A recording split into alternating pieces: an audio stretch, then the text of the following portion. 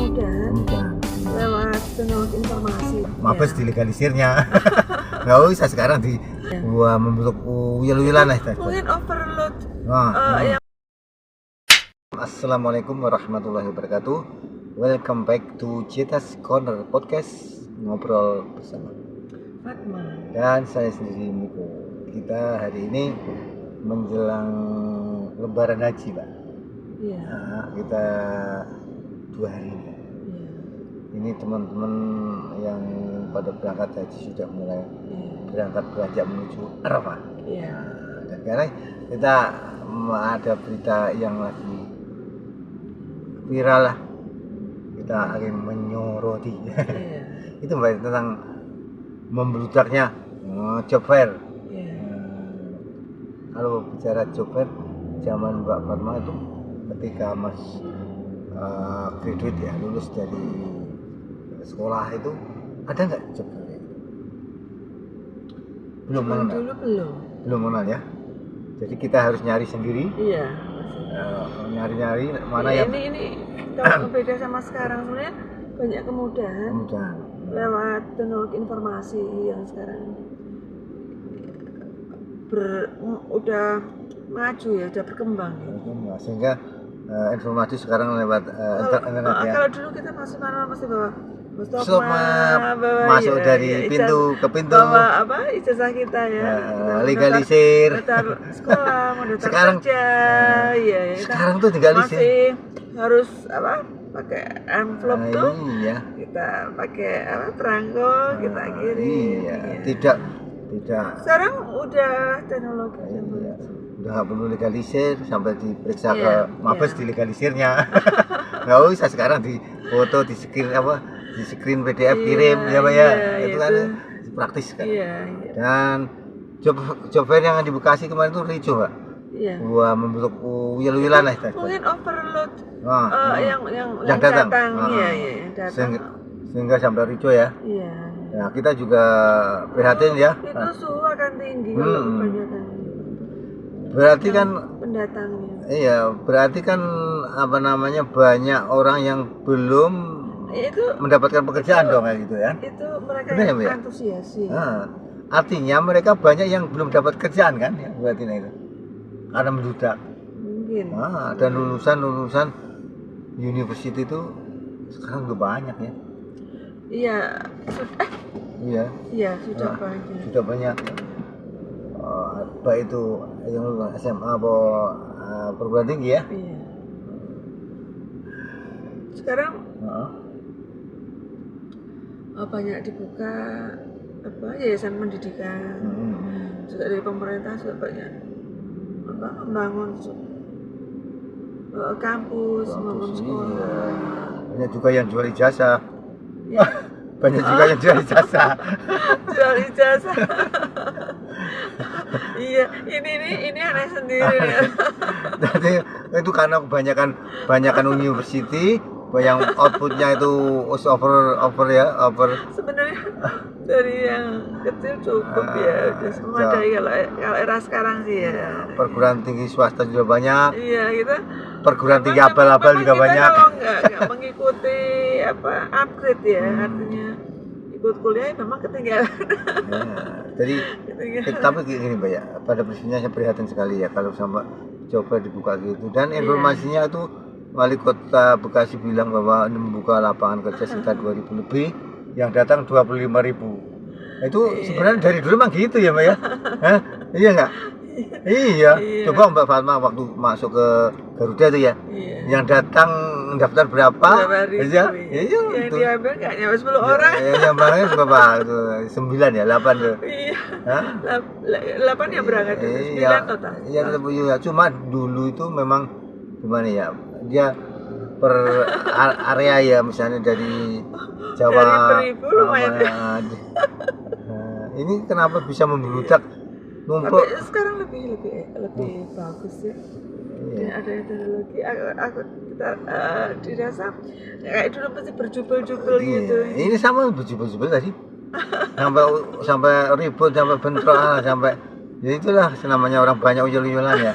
Bahasa Inggrisnya uyel-uyelan. Kalau kita dulu ya memang antri ya Mbak ya. Iya. Antri enggak akan ribut. Kalau orang dulu Iya. enggak mau ribut sih. Iya. Jadi antri ya antri, mau Iya. duduk, mau sampai ngantuk di itu Iya. urutan itu kan. Tidak uyulan kayak sekarang ya. Emang ini muter-muter nih kalau apa ya, antara pendidikan dan ekonomi agak apa ya, agak rumit ya maksudnya. Ya memang Padahal kalau coba ironi, banyak kampus ya, Ya. sekarang bertebaran di mana-mana. Sebenarnya yang resmi, yang abal-abal juga iya, banyak. yang resmi maupun yang swasta banyak Abal-abal. sekali. Tambah yang abal-abal lagi. masih ngikut aja. Terus dia dibuka lowongan pekerjaan yang lulusan resmi, yang lulusan swasta dan abal-abal semua ikut-ikut ya. Makanya tumplek ya Mbak ya. Kalau zaman Mbak Fatma kan nggak ada nang abal-abal itu kan nggak ada ya. Dan sekarang bisa kayak gini, maka bertumpuk dan dia berkompetisi untuk memperebutkan lowongan pekerjaan yang cuma berapa persen ya. Iya, jadi kita memang harus dihitung, semua udah diperhitungkan. Betul kan? Cuma ini ya, budaya untuk antri Mbak kayaknya Mbak, yang agak disiplin ya. Ya, makanya dari hal sepele seperti itu kita dalam amaliyah sehari-hari itu, maksudnya kita udah belajar dan membiasakan diri untuk tadi menata diri dari hal yang sepele seperti itu.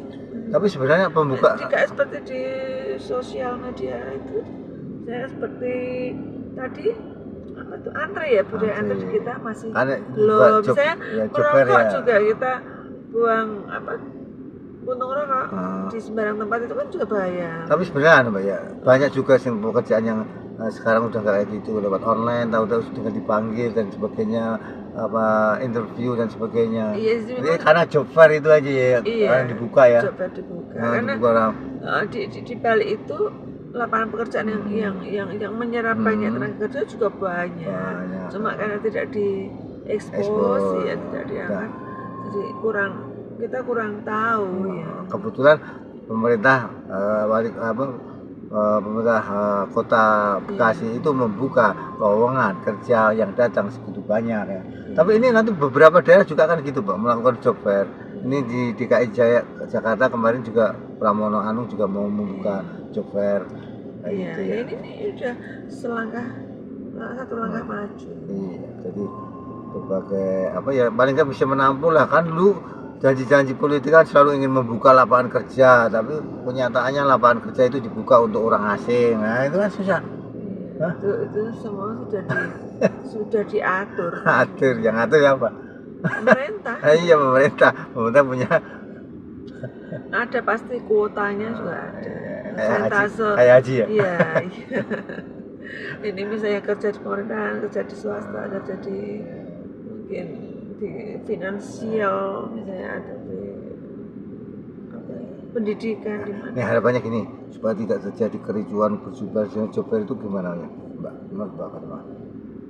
Kericuan? Ya tadi dengan menekan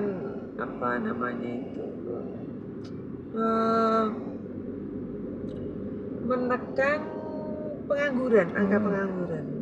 Artinya harus banyak lowongan kerja ya. Pak, pengangguran ini harus diberdayakan gitu. Diberdayakan tuh bisa dari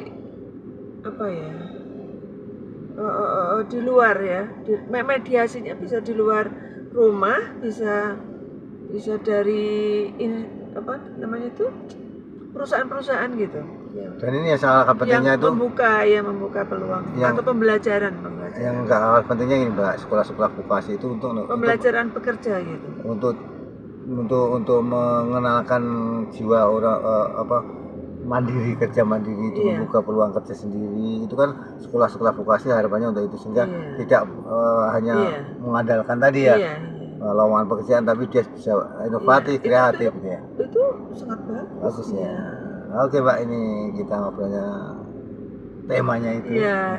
Besok kita cari tema yang lebih menarik ya. Pokoknya kita ngikutin mana yang rame deh. Kita pura-pura jadi pengamat. Padahal udah rasa dia. Iya. Matur nuwun Mbak, terima kasih. Wassalamualaikum warahmatullahi wabarakatuh. See you.